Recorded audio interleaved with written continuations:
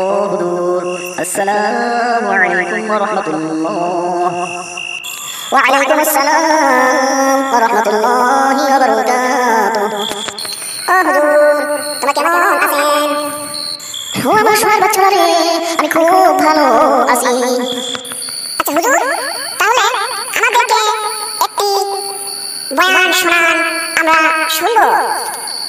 ও আমার সোনার বাচ্চারা রে, কি আর হাদিস বলবো রে, কারণ আমার দর্শক ভাইরা তো আমার চ্যানেলটাকে সাবস্ক্রাইব মারে না। ও আমার সোনার বাচ্চারা রে, দর্শক ভাইদেরকে বলে দাও যেন আমার চ্যানেলটাকে সাবস্ক্রাইব করে দেয়। হ্যালো গাইস, আমাদের এই হুজুরের চ্যানেলটাকে দয়া করে সাবস্ক্রাইব করে দিয়েন। ও হুজুর, ওই দর্শক ভাইও কয়া দিছাম, তোমরা ঝটপট করে সাবস্ক্রাইব মারবেন নাকি তোমরা এলা বয়ান শুরু করে দাও। ও আমার চাচাজান, ও আমার ছোট্ট বাচ্চারা রে, তাহলে আজকে এক দরবেশের কাহিনী বলবো, তোমরা মনোযোগ সহকারে শুনতে থাকো। এক পাহাড়ে ছিল এক দরবেশ, ওখানে ইবাদত করে, ওখানে আল্লাহর গুণগান গায়, ওখানেই থাকে। সেই পাহাড়ে ছিল একটি নদী, সেই নদীতে প্রতিদিন যাইয়া উযু করে আর গোসল করে, ওখানে গোসল করে এসে আল্লাহর গুণগান গায়। ওই একইভাবে আজকে ওই নদীতে উযু করতে গিয়েছে, উযু করতেছে, এর মধ্যে দেখে একটি আপেল ভেসে আসতেছে। তো ওই দরবেশের সেদিন খুব ক্ষুধা লেগেছিল, হঠাৎ করে আপেলটাকে নিয়ে খেয়ে ফেলেছে। হঠাৎ করে ওই দরবেশের মনে পড়ে গেল যে এই আপেলের তো মালিক রয়েছে। হয়তো হুজুর, তোমরা তো ঠিক কথা কইছেন, এই আপেলের মালিক তো নিশ্চয়ই আছে। তারপরে কাহিনী তাড়াতাড়ি বলেন হুজুর, আমরা শুনবো। তারপরে ওই দরবেশ মনে মনে চিন্তা করতে লাগলো, রে ও আল্লাহ গো, আমি কি ভুল করলাম, আমার সমস্ত ইবাদত তো নষ্ট হয়ে গেল। ও হুজুর, তারপরে ওই দরবেশ সাহেব কি করলেন, তাড়াতাড়ি বলেন। তারপরে ওই দরবেশ সাহেব মনে মনে চিন্তা করতে লাগলো যে আমি এই নদীর পাড়ে পাড়ে যেতেই থাকবো। তারপরে ওই দরবেশ সাহেব নদীর পাড়ে পাড়ে যাইতে লাগলো, যাইতে এক নদীর কাছারের সামনে বিরাট বড় একটা আপেলের বাগান।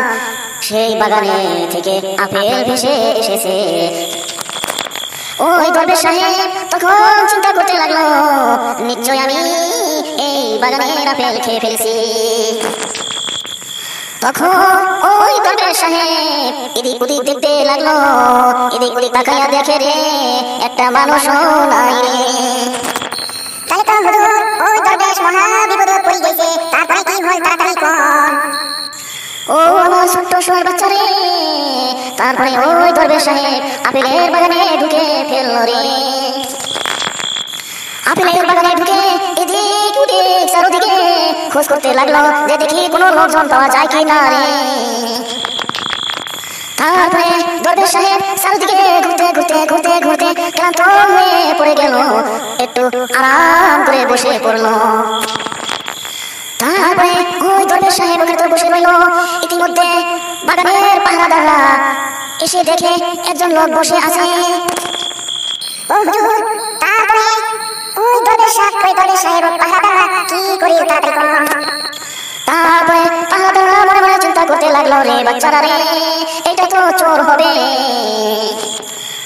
তারপরে ওই দরবেশকে দড়ি দিয়ে বেঁধে আপেলের মালিকের কাছে নিয়ে যাওয়া হলো রে। বাচ্চারা রে, মনোযোগ সহকারে শুনতে থাকো রে। তারপরে ওই লোকটাকে দেখে আপেলের মালিক ওই বাগান ডিউটিদারকে বলল, ও ডিউটিদাররা রে, এটা তোমরা কাকে ধরে নিয়ে এসেছো? তারপরে বাগানের ডিউটিদাররা বলল, এই লোকটাকে আমরা বাগানের ভিতরে পেয়েছি, নিশ্চয় এই বেটা চোর হবে। তো গাইস, আমার ভিডিওটা এখানে শেষ করলাম। পার্ট 2 আসি আছে, তার জন্য অপেক্ষা করে থাকেন। আল্লাহ হাফেজ।